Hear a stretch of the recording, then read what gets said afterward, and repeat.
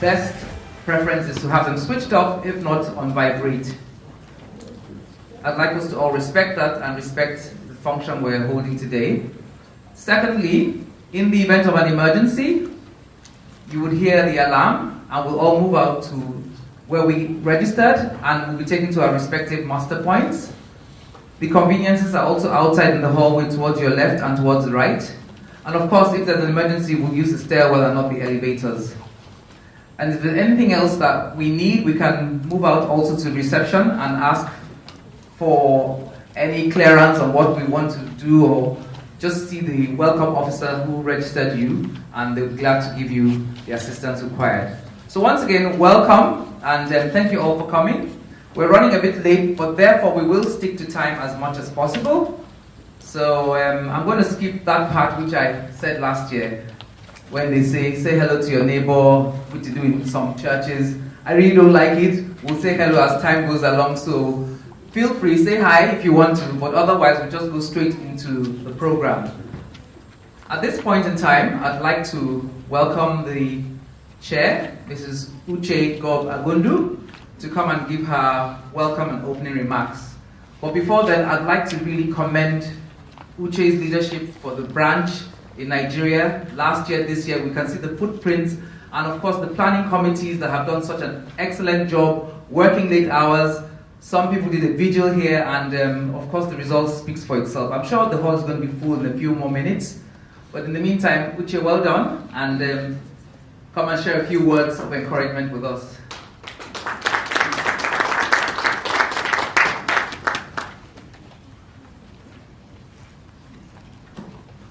Good morning, everyone, and welcome to Lagos.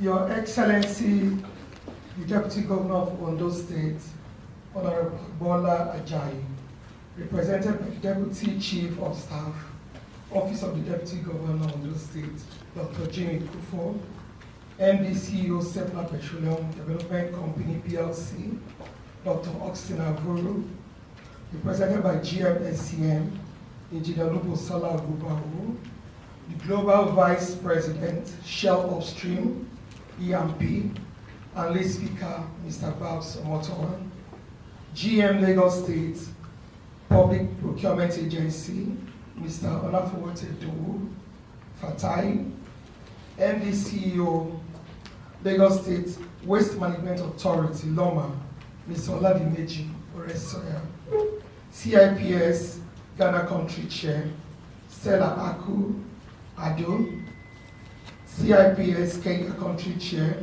represented by Branch Membership Officer Molen Atieno, CIPS Chair Mina and West Africa, Mr. Sam Achabong, distinguished speakers, captains of industry, CIPS members, invited guests, distinguished ladies and gentlemen. It gives me great pleasure to welcome all to the CIPS Nigeria Branch Summit 2019, holding in the beautiful city of Lagos and in this prestigious venue, Radisson Blu, Ikeja GRA. The theme of this year's summit is raising the bar, driving business value through supply chains. To God be the glory. Our executive committee was elected into office on April 18, 2018, and we got down to business quickly. From inception, it was clear to us that although CIPS has so much quality and rich history of excellence, being globally recognized as #1 supply chain institute, very little was known of it in the Nigerian society. CIPS thrived in the oil and gas industry in Nigeria, but there was little penetration in other sectors of the economy, especially the public sector. This situation made CIPS less attractive, which impacted negatively on its growth.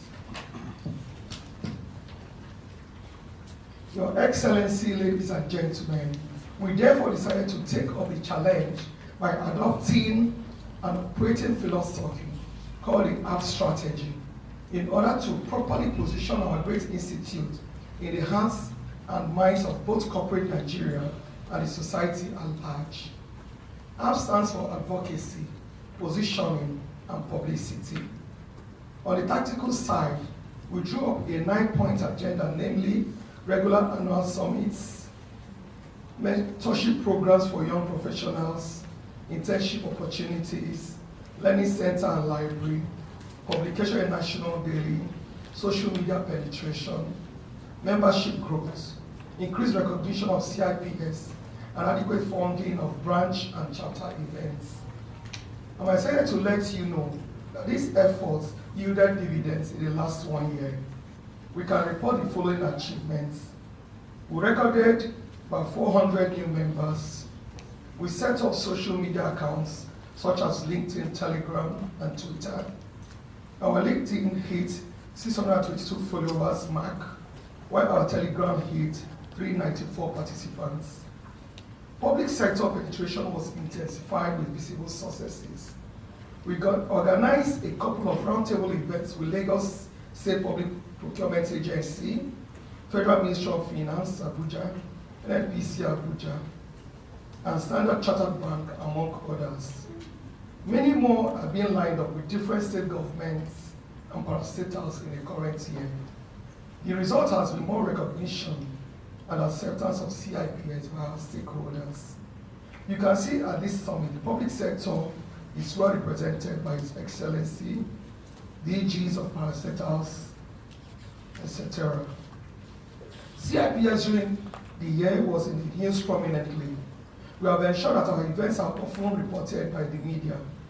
At this summit, we invited minimum of 5 media houses to cover and publish the event, namely The Guardian, Vanguard, Punch, Business Day, and Business Day Sunday. Furthermore, sustained a weekly column in Business Day Sunday since November 2018. We have testimonials from some readers of how the column has improved their knowledge of supply chain. It will only get better. Due to our positioning efforts, many organizations have adopted CIPS as their prime certification institute for their supply chain departments. I wish to recognize CEPLAT as one such organization. I thank my general manager for all his support. From the above, I can safely say that during the last 1 year, we have made achievements in 6 out of our 9-point agenda.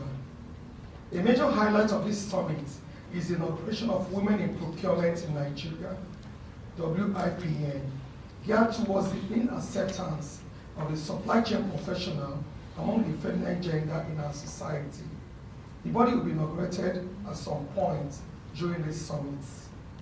Of course, there is great room for improvement, and we shall not relent until CIPS is known and accepted in all homes, in all our offices, and our society at large. However, we encounter many challenges during the outgoing year. Some of them are finance, logistics, absence of secretariats, and low number of volunteers for the enormous tasks. We shall continue to make efforts at surmounting these challenges for the future work.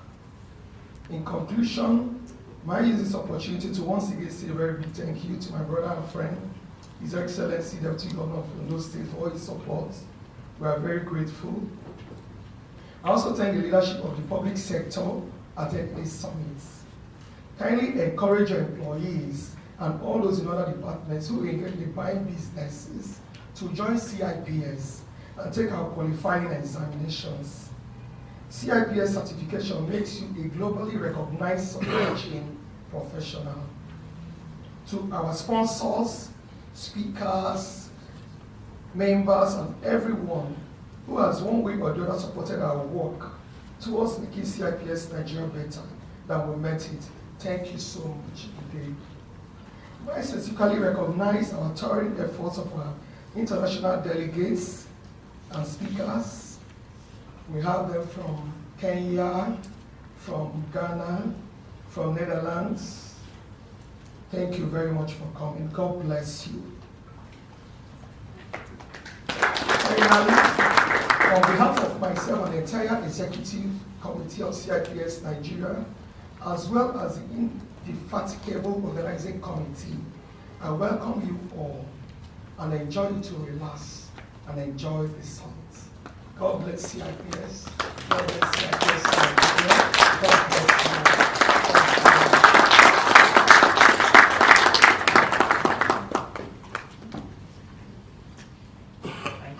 Thank you.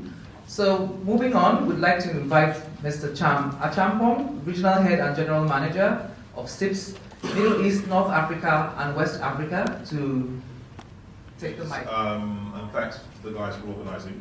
I'll just go through a bit about how I think procurement is progressing globally.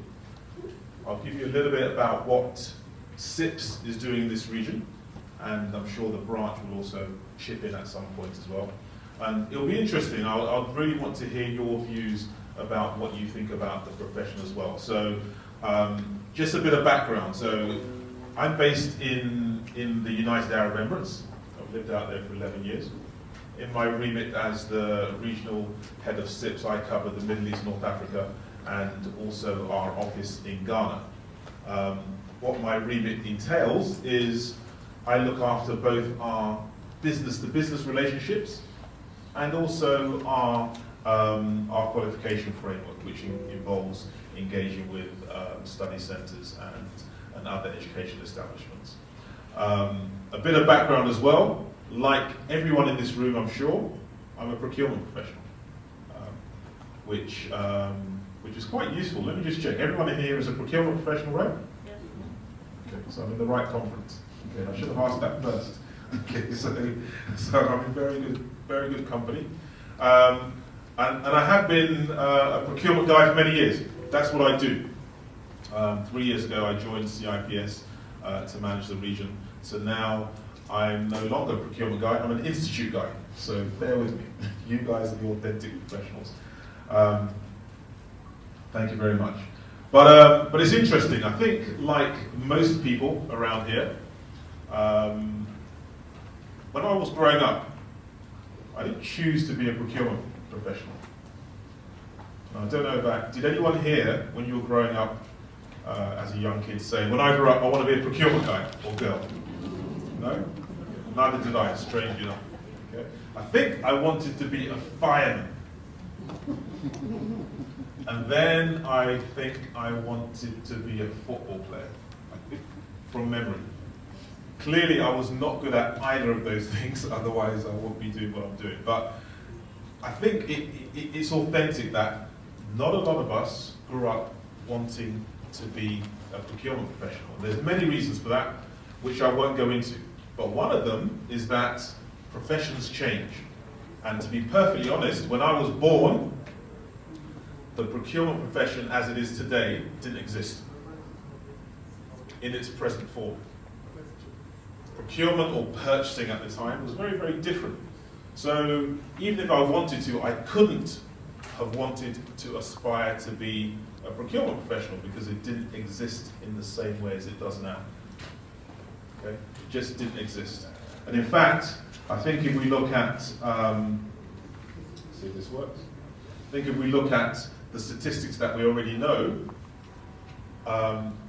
the speed that professions change mean that none of us can predict what we want to do, and actually none of us can really aspire over a long period of time to say what we want to do going into the future. My daughter is 2 years old. It doesn't matter what she tells me she wants to do when she grows up. Not that I have those conversations with a 2-year-old, to be fair, but it doesn't matter what she says she wants to do when she grows up. It's very, very likely that that will not be a profession in the future.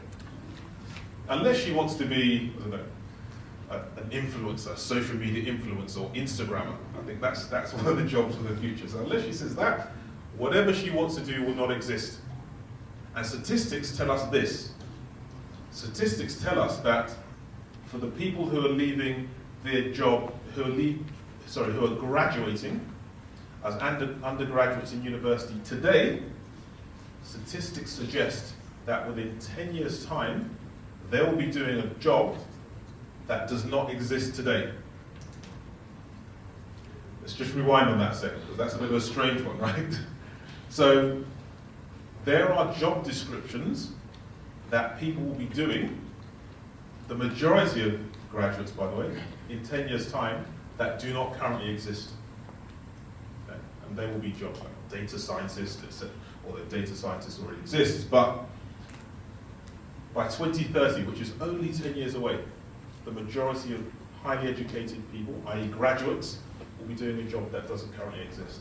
And that probably explains why some of us, one of the reasons, some of us didn't aspire to be procurement professionals. Very different role back when I was born in 1942. Sorry, okay, not 1942. Just checking whether everyone's awake. My mother, when she was growing up, was a typist. That was her first job. Not many people are typists anymore. Typing is done by computers. Okay, so that job, by and large, doesn't exist. Years ago, computers didn't exist. These were computers. Back in the United States, people in back rooms, at the time, a lot of women actually, doing manual calculations. That's what a computer was. Back in the 40s, whatever. That's what a computer was. It wasn't a machine. Now, we see what computers are. Things have changed massively.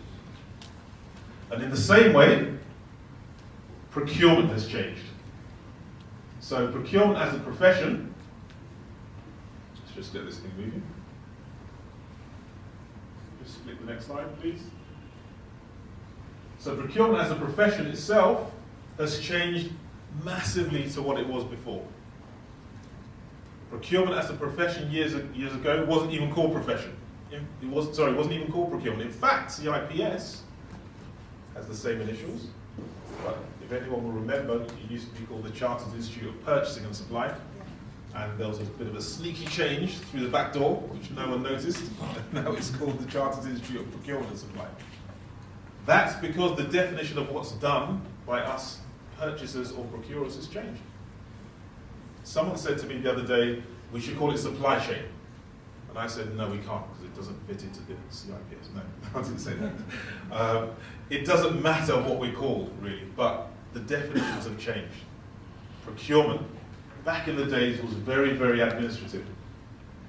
We're talking about contract management, really. That's really what procurement was. Contract management, in effect. Very administrative role, very transactional role. Moving up through the ages, and these time periods are indicative, by the way, because it depends where you are in the world and what industry you're in. But by and large, from a very transactional function, it's moved to be more strategic function, and in the leading organizations and in the leading industries, it's now a very strategic function. Okay.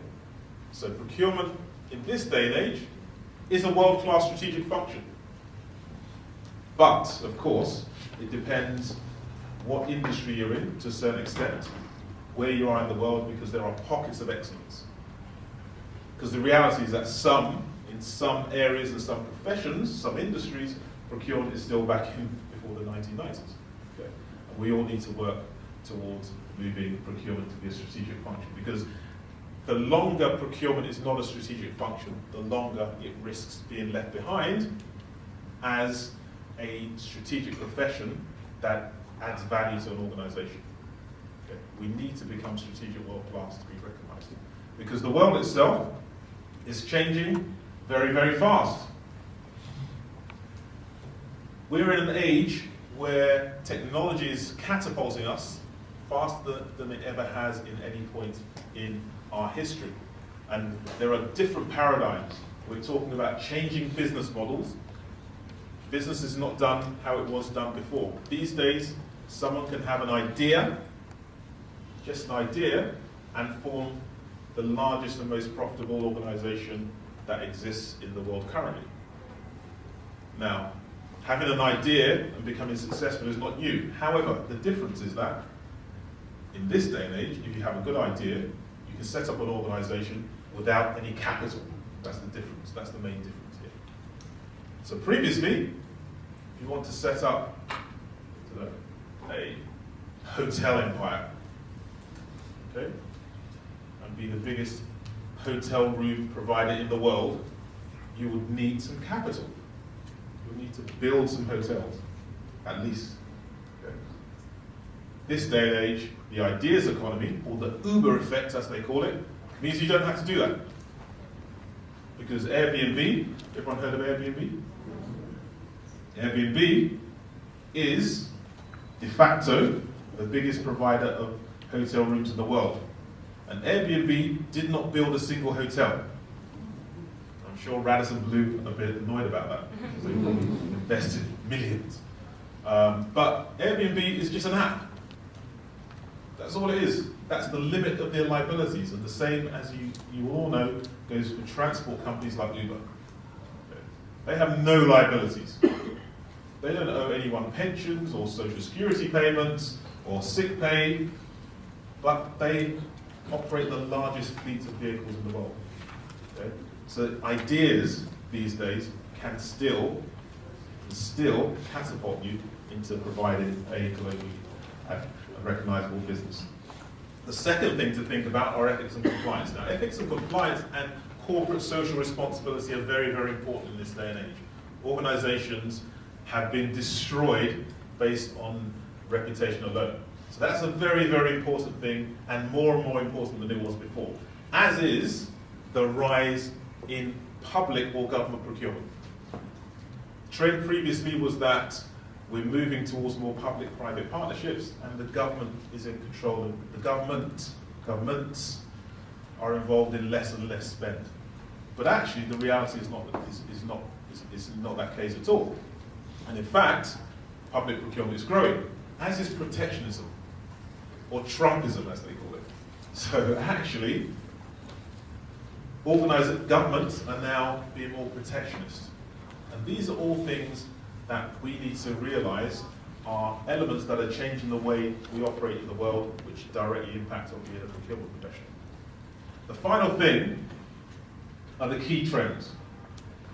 The key trends, or the key concerns amongst CEOs, forget about CPOs for a second, amongst CEOs at the moment, right up there is cybersecurity.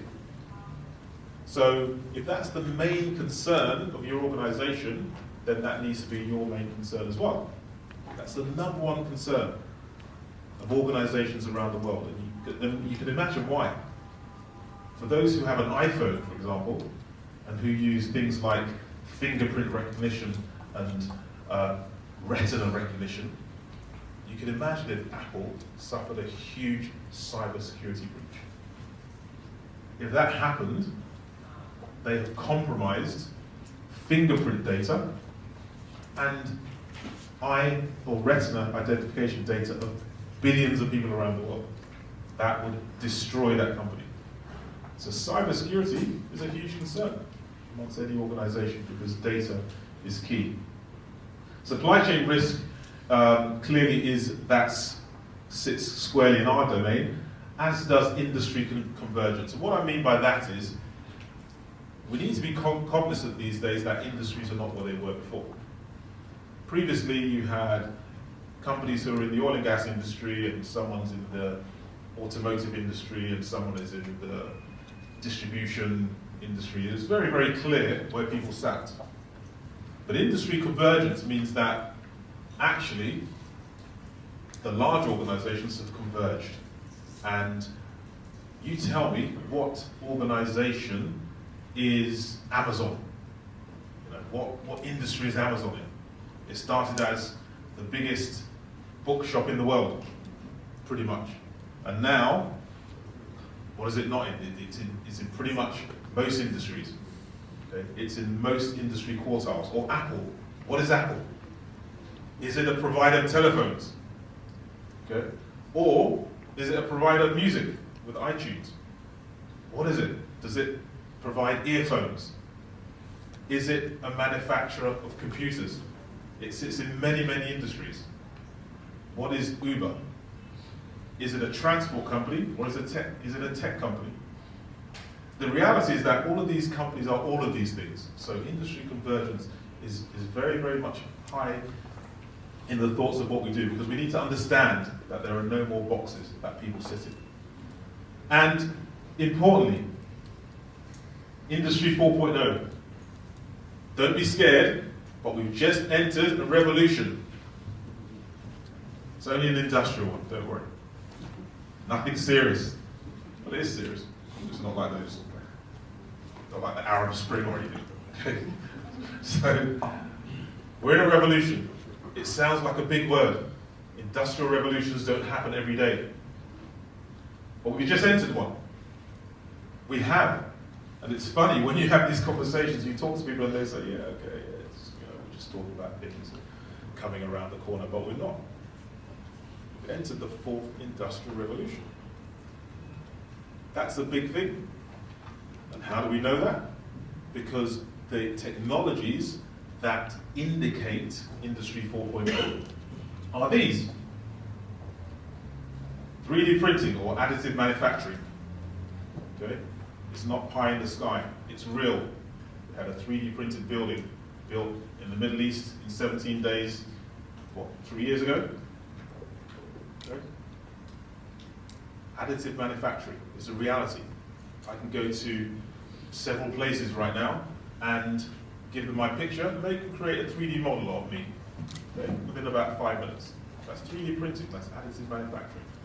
And that means that going across the board, you can create anything. Create prototypes of anything using any material. It's a reality.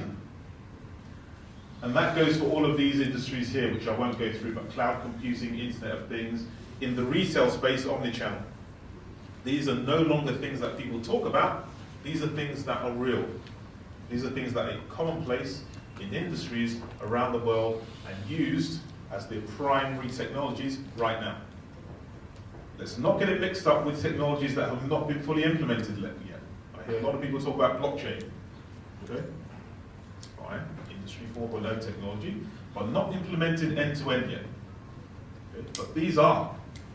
So we are in that 4th industrial revolution. We're already there. So, what does that mean for us? And that's the key thing.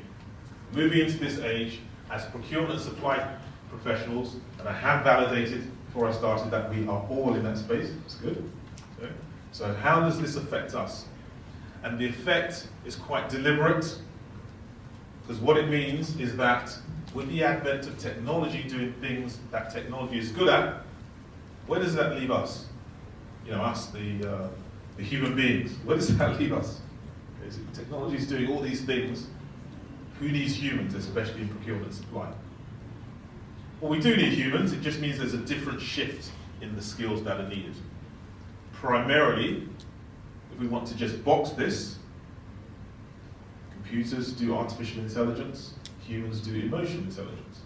Okay? And once we realize that that's what the split is, we can be very, very successful. Because the reality is that with the advent of technology, one thing comes to the surface. And the thing that comes to the surface is that everyone can be a buyer. If everyone is familiar with how sites like Amazon work, in that I can purchase something, procure something, at the right place, at the right time, etc., from Amazon, it's very difficult as a procurement professional to tell my stakeholders that it's going to take them 3 months to do a tender. Okay? So actually, what you do is you let go of certain things and let technology deal with those. Everyone can be a buyer. But naturally, it constricts, it contracts, automation contracts the roles we do. There's a difference in the roles that we actually deliver as procurement professionals now. It says that, what are the key skills that we need as procurement and supply professionals? Negotiation, as a skill, is no longer number one in the procurement professionals' toolkit. Negotiation is good, but it's not the number one skill you need. There are other skills. We need to be skilled commercial managers to be successful procurement professionals going forward. And if that's the case, are human beings even needed in the negotiation space? Okay? Can robots, as this example tells us, do it for us? Now this is a live and real example, and I'll just explain it very, very quickly. This is an experiment that was carried out by Facebook almost a year ago. they decided to see if using artificial intelligence, robots could negotiate against each other. Okay? So that's the experiment there. They actually conducted this. Robot against robot, negotiate. Was it successful? Actually, what happened is, this is a lesson to be learned when we work with artificial intelligence. Okay? Because it's artificial intelligence. By definition, we're teaching something to be cleverer than us. So, it should be a lesson learned. What happened in this experiment is, robot against robot, artificial intelligence against artificial intelligence, negotiate against each other. The observers noticed that within 1 minute, these two sets of robots had invented their own language and were negotiating against each other in their own language, okay? Which humans did not understand. Okay? Real experiment. Because by definition, it's artificial intelligence, right? So these robots have worked out, first of all, why are we negotiating in English? It's a very inefficient language. Okay? So they started communicating in a language they've made up within a minute. So the observers cut the experiment immediately. They pulled the plug. They got scared. So that's an inconclusive experiment. Okay? That's what happens when you deal with technology. But in all honesty, the reality is that is that the future? Maybe it's not. I think, in my view, if you want to develop technology in terms of negotiation, you don't need to get robots or artificial intelligence. Electronic auctions already deal with that job. Okay? Electronic auctions, used in the right way, already replicate the core negotiation functions. You don't need to go this far, but it shows that technology is there to do this for us in certain cases. And one thing that technology doesn't deal with is the key topic of ethics. Okay? Ethics being core to what we do. Now, I can remember speaking to actually a regional government quite recently, within the last 6 months, who were very, very keen to address this particular subject. And what they did, one of the things they did, which is a very good initiative, is they introduced e-sourcing across government. Okay. Great idea. The aim of that was to bring transparency into the procurement process and to try and eradicate certain behaviours. Now, that's good, but we can't ignore people, okay? Because the technology side of it deals with part of the problem. And as I clearly articulated, yes, e-sourcing will put transparency into the process. Brilliant, that's great. But the reality is that 80% of ethical issues in procurement or procurement fraud, 80% happen at the specification stage. Okay? So even if you have e-sourcing, the issues will happen before it goes into the e-sourcing machine. Okay? So you cannot ignore the requirement to upskill people and to hold people accountable. Technology goes some way, but not all the way. And the statistics also tell us that it's a very, very important thing, because if you're an organization or a government who have a finite amount of funds, public funds by the way, that need to fund certain projects, then you're having to spend 25% more of those finite funds just to complete these projects as a direct result of ethical issues. So it's the number one issue in procurement and supply, and it's very, very important. So you cannot take people out of the equation. People still need to be highly skilled. But of course, this happens all the time whenever we talk to people. Why should I train my people in procurement? Why? What's the point? I mean, what are they actually doing? Why do they need to be professionals in what they do? And the answer is very, very clear there. The risk in not training people or not holding people accountable is greater than actually doing it in the first place. Which goes back to my favourite question whenever I ask people, can anyone do procurement? And I'm not going to do a poll right now, But it's you know, I have this question all the time where I bat backwards and forwards, and different people have different views, because some people actually think, well, yeah, of course, what's the big deal? Anyone can do procurement. What's the training? Anyone can do it. Because what is procurement? You're getting things at the right place, at the right time. They seem to be getting quite a good price, those guys there. Okay, so that's procurement. What's the big deal? But the issue here is that across any profession, you obviously have to be a professional at it to be sure you're doing the job in the right way. If I have a car and I want to maintain its warranty and I want to get it serviced, my best friend knows a lot about cars, but I might not ask him to service my car, okay? Because he's not a professional mechanic. Okay? So when it comes to the actual work I need done on the car, I cannot leave it to him, okay? Because I may invalidate my warranty. So the key thing is that procurement, like any other profession, goes further. Thank you very much. Thank you very much, Sam Champong, Regional Head and General Manager, CIPS Middle East, North Africa and West Africa. Middle East, North Africa and West Africa. Once again, let's put our hands together for that insightful presentation, fresh from the oven. Everybody to please rise as we stand up for our national anthem. We forgot to include that, but it's a good warming up exercise. Stretch our legs. Wake up for those who have time differences, the biological clocks.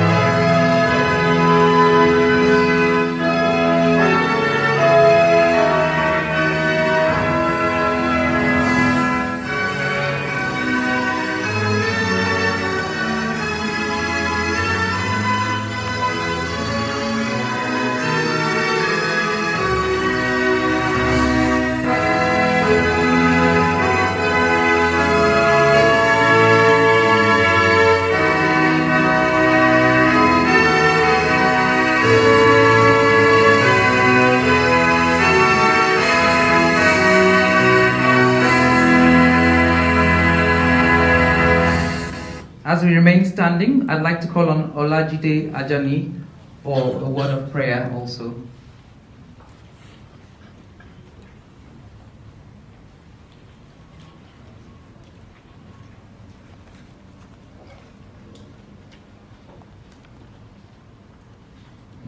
Name's Olaide. Oh, sorry, Olaide. Let us pray. Our Father, we want to commit this event into your hands. We ask that all that we do today will be to the glory of your name. And Lord, we will help all things to go better than we have planned for. And at the end, we'll be able to take our profession further. For all this we have prayed in your Son's name. Amen. Amen. Babs Omotowa, Global Vice President, Shell Upstream, E&P, and of course, our former Global CIPS President. Would like you to come and give your presentation. Thank you.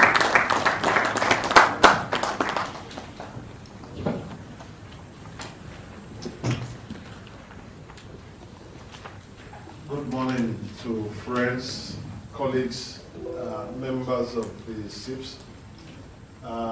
Please permit me to stand on the existing protocol that Uche had robustly highlighted at the beginning. I'm always fearful with my height and my weight to stand on existing protocols, but hopefully they remain safe. It's indeed quite a great pleasure for me to be here today in Lagos, and I appreciate the honor that the branch has extended to me to speak at this session. I believe we're behind time, so I will try and move at a pace faster than I think the allotted 25 minutes. For me, it's great to be back in Nigeria. I've been away for a few years, And congratulations, I will say, to Nigerians for the recent elections. I know we all have different views and misgivings around how imperfect it may be, but I think most observers will say it indeed reflects the will of most people. And sometimes it's easy when you are far away and you watch cable news and you see dozens of violence in various booths to forget that there were over 100,000 polling booths across the nation, and many of those were indeed without issues. I think sometimes we, of course, look at our democratic journey with lots of concerns, and we compare where we are with where the rest of the world is.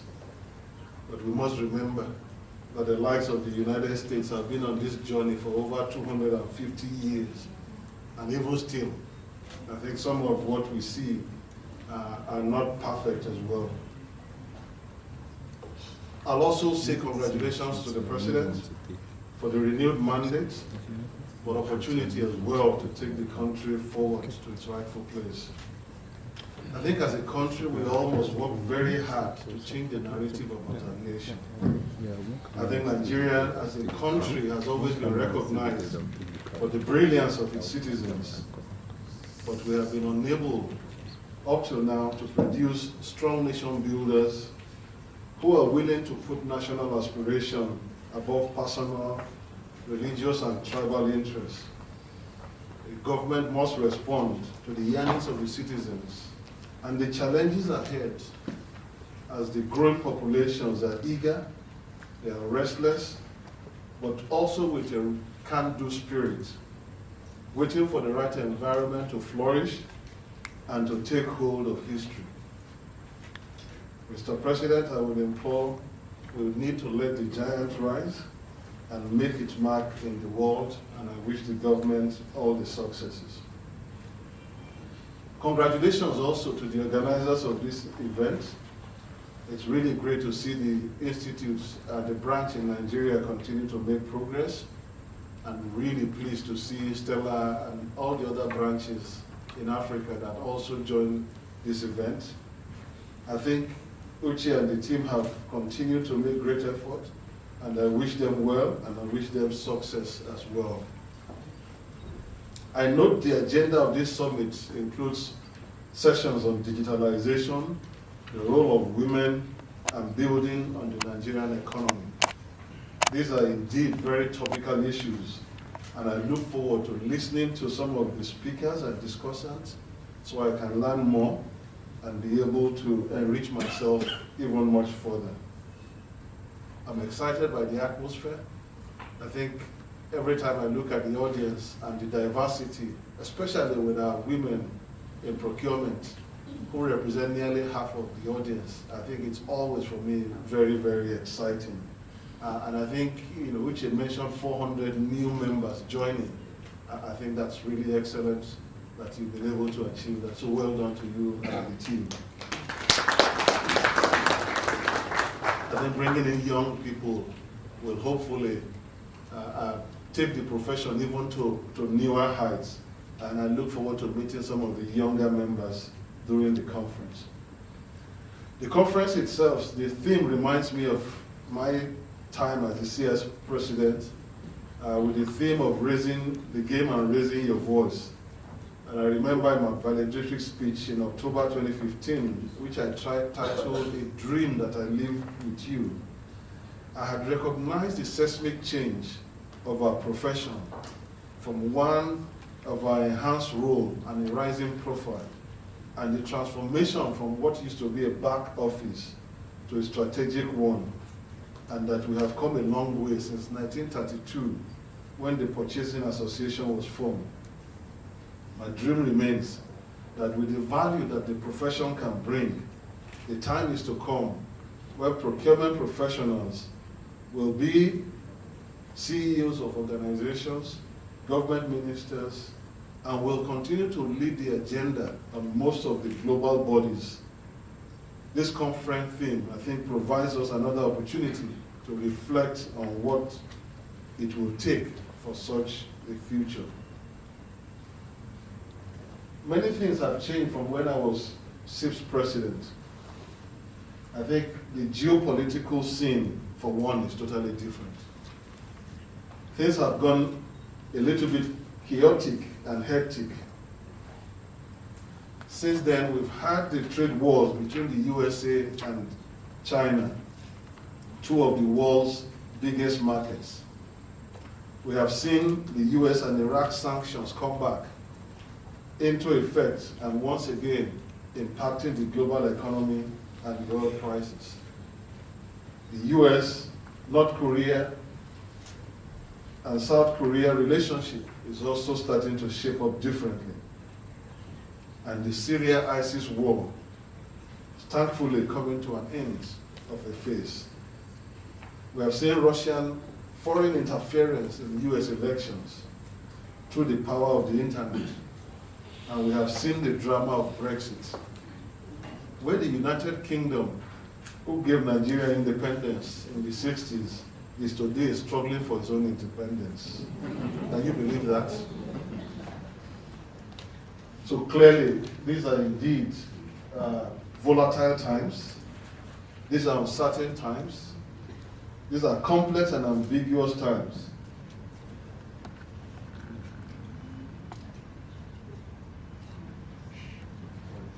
I'm having to learn quite a few things.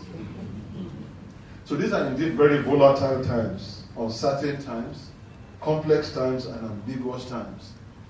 They are called the VUCA times because the world is changing faster than we've ever seen before. I think between two generations, this will be the biggest change that the world has witnessed, where things that were normal becomes the abnormal. I think you can imagine that times to come, children will ask their parents, why were you driving a car? Because of course there will be driverless cars. People will wonder what you used to do going into the market and going into shops when things could be delivered to you in a drone. I think people will wonder why there was some manufacturing when you could of course do 3D printing. People will wonder why human beings died of some of the things that today you could print the spare part of human beings. They've printed spare part of hearts, and they will print a lot of parts of human beings. And I think the world will be indeed totally different, as Sam said. And that's the time in which we're in. And when you start to think of those disruptive changes that will indeed vary depending on which country you are, it is important to understand that there will also be opportunities to leapfrog, as we saw here in Nigeria, when we moved from landlines to mobile phones in such a rapid pace. And in my own industry, in the oil and gas, we're already witnessing a remarkable pace of progress made in the renewable energies in the last decades. There will be new cutting-edge disruptions that will bring realities and speed into the supply chain. However, irrespective of how the supply chain looks like, there will always be need for value to be created in supply chains.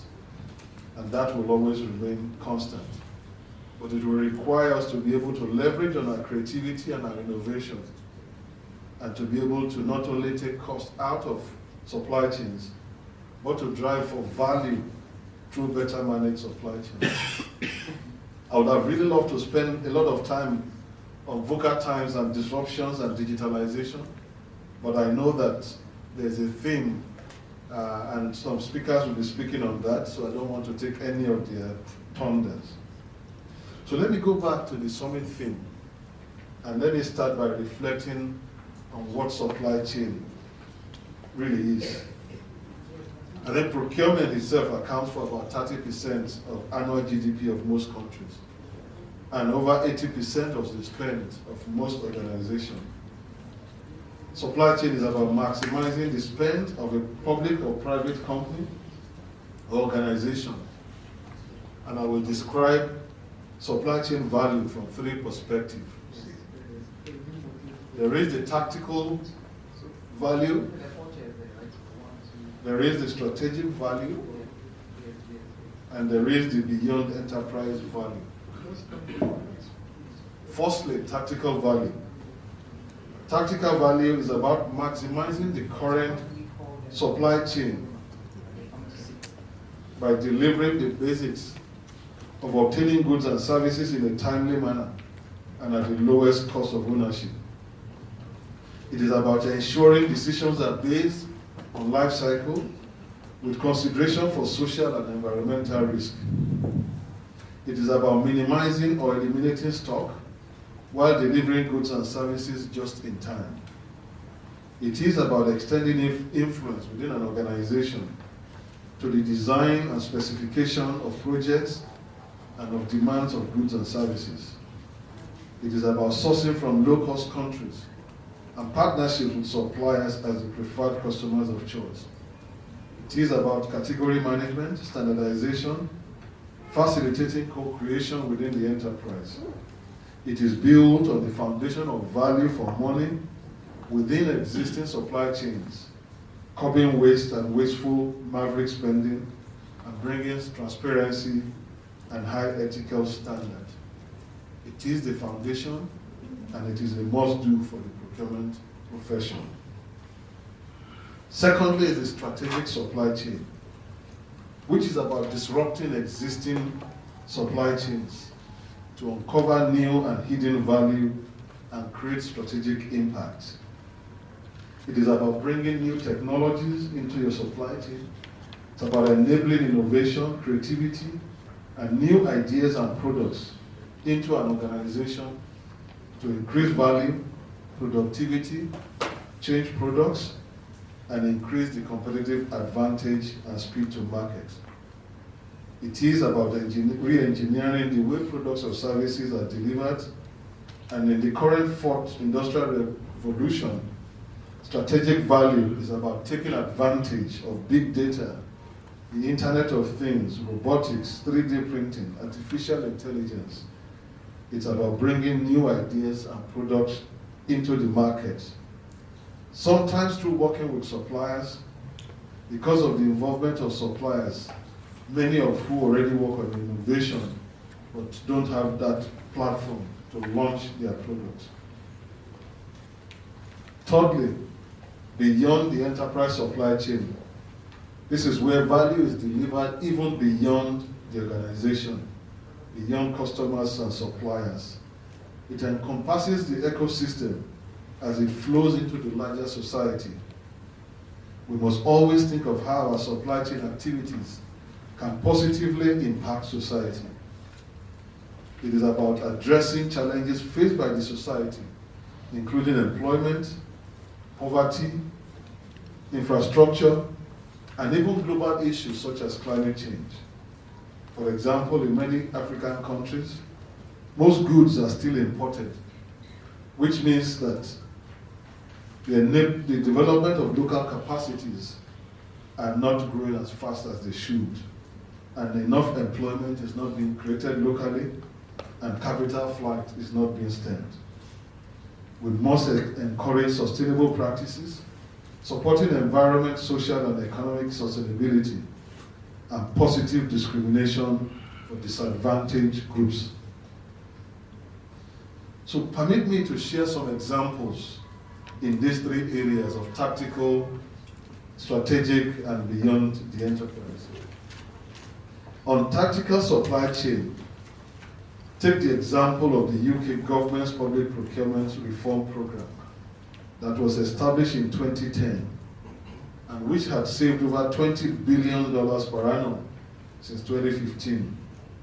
This they achieved through radical overhaul of central procurement, implementing management systems, spending controls, and helping the government to act as one customer, and with one plan for synergy to leverage and lower spend, eliminate waste and inefficiencies in the large projects.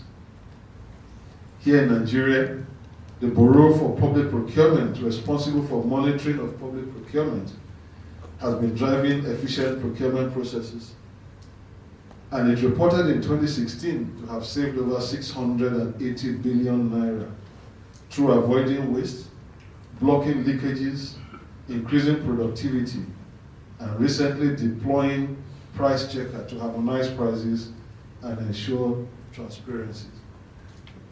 Huge sums of money can be saved in existing supply chains by eliminating waste, consolidating demand, leveraging supply chain, and having different strategic approach, including automated procurement.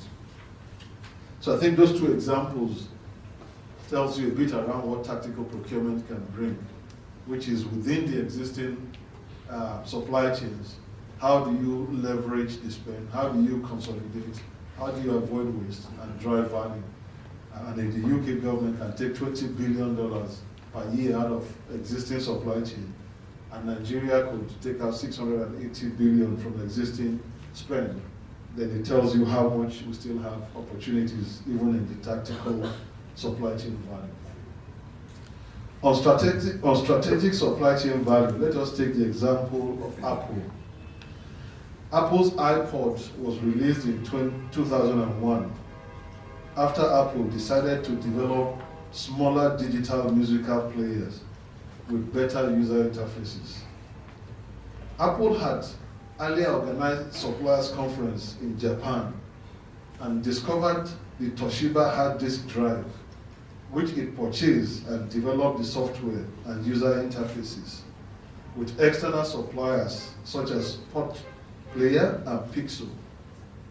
This was the key to unlocking the mega iPod solution for digital music that puts 1,000 songs in your pocket.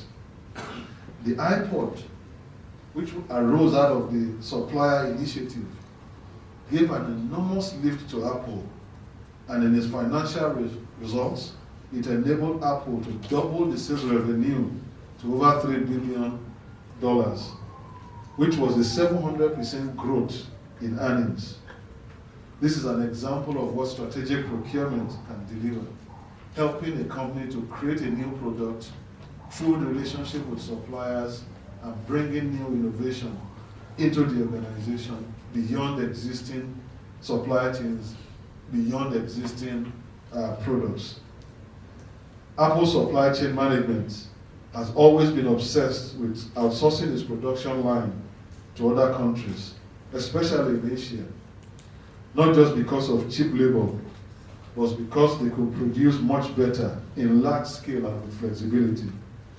The multiple supplier approach ensures risk diversification and the ability to react faster. It enables capacity management, especially closer to the emerging demands of China and India. It enables them to leverage bargain, supply innovation, and all this come with equality through a better strategic management of their suppliers.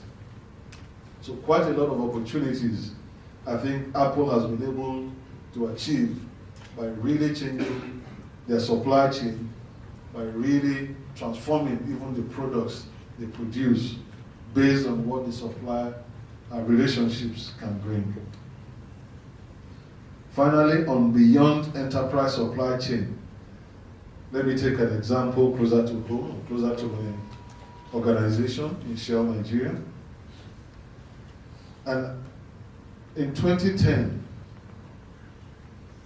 Shell companies in Nigeria had tendered for a helicopter contract.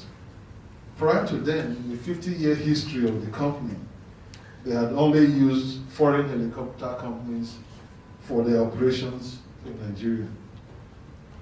Following the tender activity in 2010, and with good technical partnership, a local company called Caverton had won the contract worth over $600 million. This was the first time within the industry that a local company was having an opportunity to supply helicopters to this company. But Shell Nigeria saw the opportunity beyond just awarding a local contract. It saw an opportunity to help enable the creation of local capacity by supporting the local company so as to own its own helicopter brand new rather than to lease from foreign owners. Shell advanced a $100 million loan to Cavata to enable them to buy 6 brand new Augusta EW139 helicopters. A loan that has been paid back today by the company, but has enabled them to not only own these 6 brand new helicopters, but has enabled them to grow and now own several other helicopters, employing several hundreds of Nigerians, and they are now providing helicopter services not just to Shell, but other international companies in Nigeria and in other African countries at lower prices, but more importantly, an ability to create a local company, to employ local capacity, and to be able to grow and become international competitors. So these are some of the business values that can be created through supply chain. And as I conclude, I'd like to leave you with a few things to reflect on. 1, the United Nations estimates that $1.3 trillion is lost in supply chains. The staggering amount highlights the size of the value on the table. One question to you is, do you know what value is lost in the supply chain in your own organization? And what conversations have you had with your organization leadership in addressing those losses? 2, the explosion and fast-changing technology landscape in digital analytics and artificial intelligence is a huge opportunity to disrupt supply chains and reduce costs and delivery speed. How well aware are you of digital potentials, and how well are you driving this to be deployed in your own organizations? 3, the average GDP per capita of African countries is about $5,000, with only 6 countries in Africa with GDP above $10,000. Have you had any reflections on what the contribution of your own organization's supply chain can be to changing some of these challenges and narratives? 4, we have various supply chain practices in developed and undeveloped countries, public and private sectors. Whilst game-changing value is seen in developed countries, many developing countries still practice rudimentary procurement practices. Do you know what the best practices are for your supply chain, and are you deploying that?